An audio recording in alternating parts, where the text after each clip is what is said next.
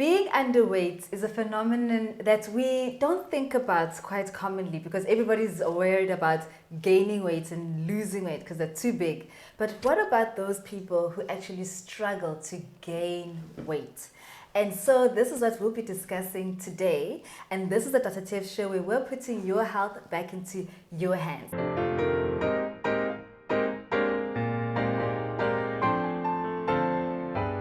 Today, I'm being joined by Carla Lawrence. She is a fantastic, very passionate, and very empathetic dietitian who's working all the way in Wilmington, and that's where her practice is. And I'm so, honored to have her as my guest today. Thank you so much for joining me today, Carla. Hello, thanks for having me. Yeah, so Carla, many people struggle with being underweight, but they don't know how to define or know that actually I am underweight. You know, we treasure being tiny, but when is being tiny too tiny? Okay, so the best measurement to use for that is not looking at someone, but doing a body mass index, so knowing what your weight is and your height is, and doing that calculation and getting an interpretation of what your overall weight is. So generally a body mass index less than 19 would indicate underweight. Okay, so that's how we define it. Yes. What are the problems with being underweight? Okay, so macronutrients are basically the biggest problem with regards to being underweight. So you don't have enough carbohydrates, you don't have enough protein, you don't have enough fat, and that causes all kinds of complications. So, and micronutrients as well. So there's a deficiency in macronutrients. So immunity is low. When you are underweight, you are prone to get sick often, and when you do get sick, your body cannot fight off the diseases. Okay, all right. So there are various ways that people try to lose weight, but then there are those ways where a person who's tiny is trying to even lose weight more. So you know that these conditions, it's a condition, it's known as either bulimia or anorexia. Yes. So can you explain to us what is the difference between these two? Yeah, so they're basically psychological type of issues, and anorexia is where there's an obsession with weight loss, so losing weight, and bulimia is a distorted body image. So with bulimia, most of the time someone looks at themselves in the mirror and they look bigger than what they actually are. So that becomes, just a distorted image of their body. With bulimia, it's not just about not taking in enough food. They binge eat as well. So they take in a lot of food, a lot of energy, and then what they do is they enforce vomiting, and they want to get rid of all the foods that they've eaten.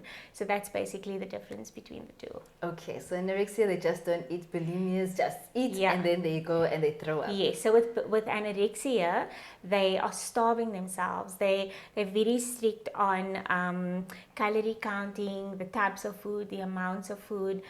It's a big obsession and they won't eat it. Whereas with bulimia, they will binge. They will have those moments where they eat lots, and then they will find ways to get rid of. So they'll exercise excessively, or they'll induce vomiting, or they'll take laxatives to get rid of the energy that they've taken in. Sure. Yeah. So it sounds like it's not just a thing that, they need a dietitian. They actually need a psychiatrist or psychologist to also help them to not have this, as you say, this body dysmorphic type of syndrome where they so fixated on their weight. There's normally a bigger picture to the reason for them being in that condition. There's a whole lot of things. Could be trauma, could be issues at home, a lot of different issues. So working in a team with someone who has anorexia or bulimia is very important. Sure. Okay. Yeah. So for patients who are underweight and now they're saying, okay, I want to gain weight, it becomes very frustrating because it's almost as if you're fighting your metabolic drive in your body, So how do they gain weight? I mean, do you just eat a whole lot of fat and hope that, I'm just going to put it all up in there? Or is there a healthy way of trying to gain weight? Yeah. So very important once again is knowing your numbers. So you need to know what is the total energy that you need for your weight, your height, that type of thing. So important to know that, and the amount of carbohydrates, proteins, fat you need per day. So that's very important. I will not recommend just eating lots of fats or eating high fried foods and that type of thing. So there is a systematic way of gaining weight. Okay. Also, what we do sometimes as dietitians, we recommend supplementation. Okay. So we'll encourage them to do like an Ensure or a food that is higher in energy and protein, and they can supplement that to their meals.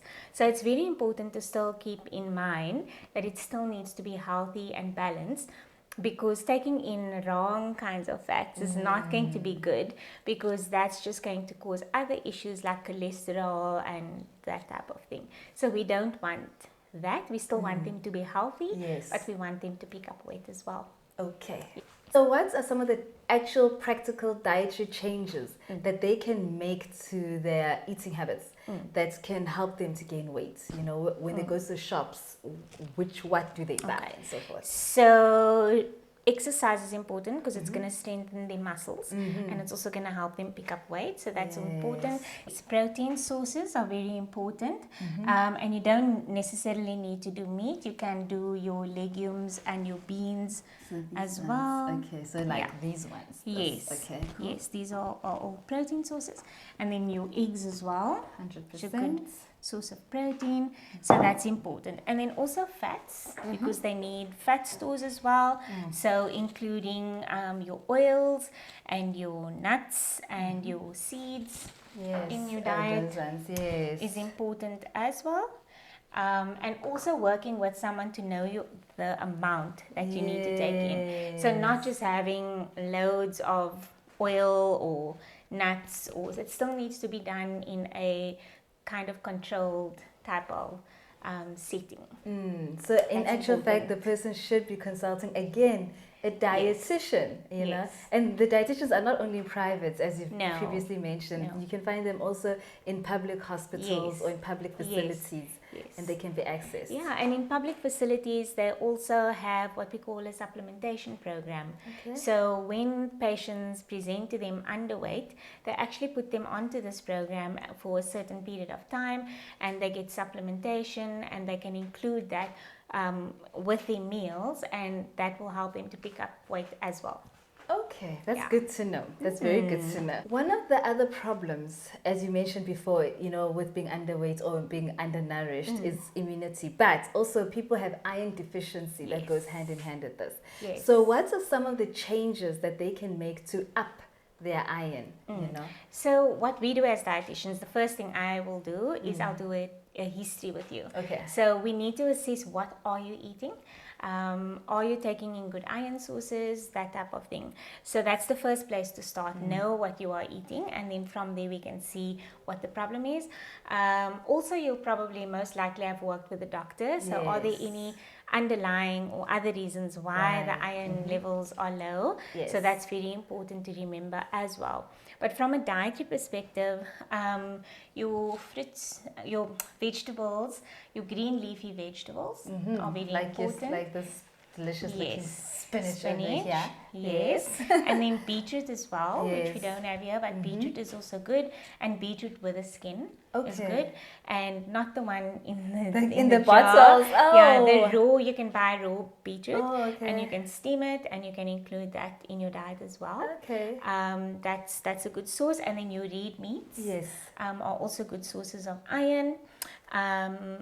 Especially your organ meat, so like your liver, for example. But then again, we then have to monitor what's happening inside, and we'll have to check the cholesterol, those kinds of things. Also with how it's prepared, etc. So also having it in a way that's not going to have other detrimental effects at the end. So eggs as well has a little bit of iron.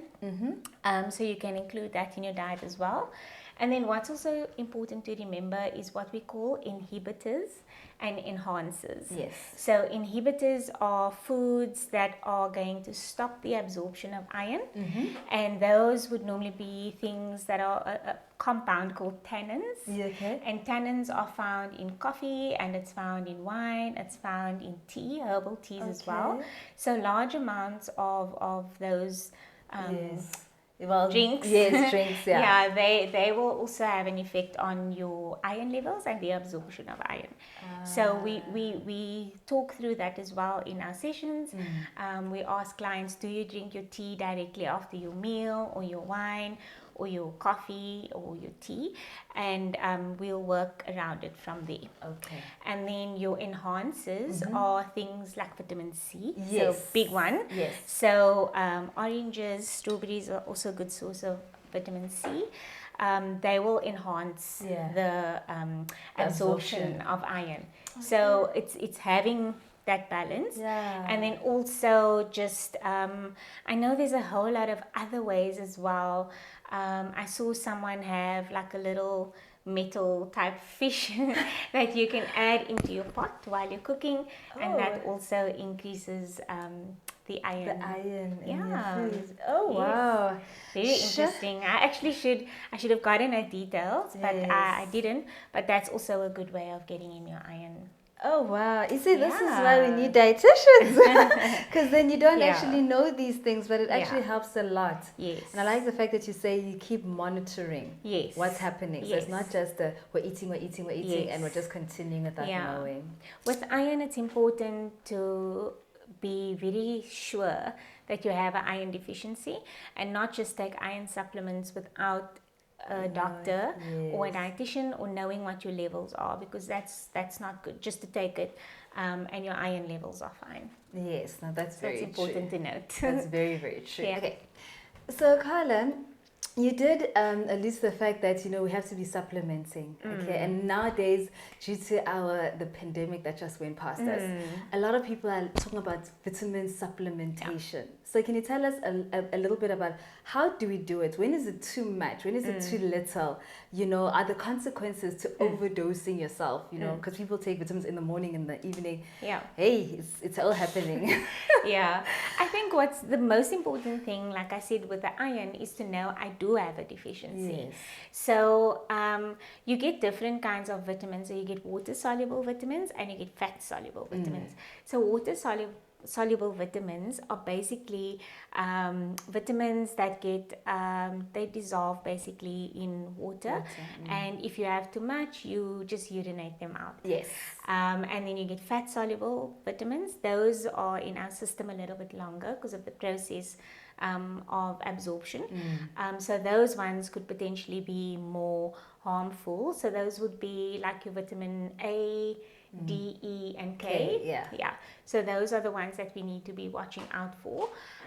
So the big vitamin that became quite big during COVID, during the pandemic, is vitamin C. Yes. And vitamin C is water soluble. Okay. And we can get vitamin C from our food. So if you have enough vitamin C in your body, whatever is left over is just urinated out. So what I normally say to clients is when they ask me about supplementation, I'll say to them, okay, have you had any bloods done?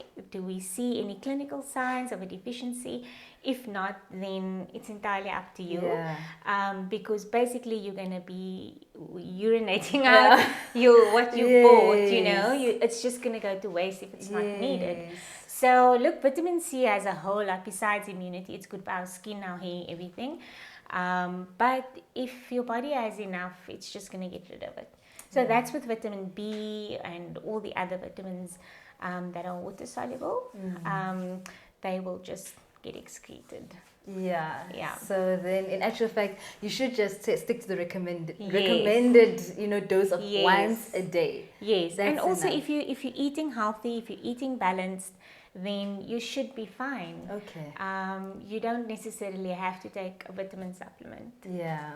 No, thank you for that. Pleasure. I think you've cleared that all up for our viewers. So Carla, now that you've explained all of this so beautifully, where can people contact you if they want more information about gaining weight and so forth? Yeah. So I am in Cape Town, in Milnerton. That's where my physical office is. My contact number is 021-207-4820. My email address is carla@wdietitian.co.za. And your cell phone number? 081-454-1886. Okay, so what are your parting thoughts on this topic? Okay, so my parting thoughts on this specific topic is that it's very dangerous to become too obsessed and too pedantic around food, around calories.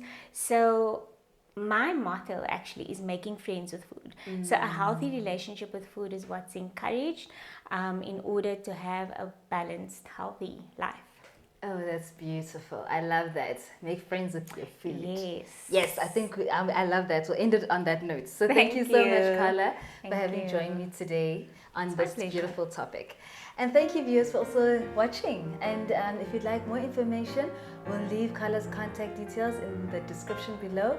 Leave your comments and we will attend to them. And yeah, don't forget to like, share, and subscribe, and push the notification button so you will know when we post our next episode. And please do subscribe on our Facebook and Instagram pages at Dr. Tebz Show. And until next time, take care of yourself, take care of each other, and remember, your health is in your hands. God bless.